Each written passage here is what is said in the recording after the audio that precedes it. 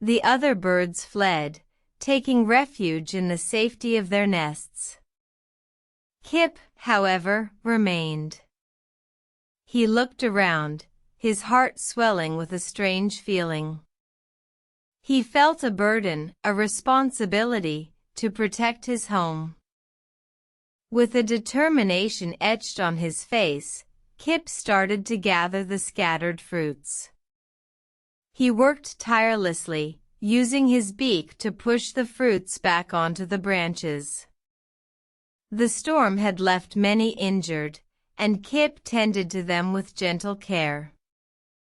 As the sun began to set, Kip looked at the grove, now a semblance of its former beauty. He was exhausted, but there was a peace in his heart. He had shown courage when others had fled.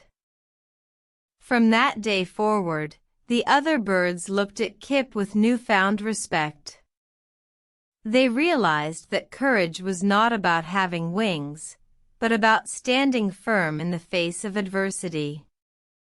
Kip, the Kiwi, had shown them that even the most ordinary could display extraordinary courage.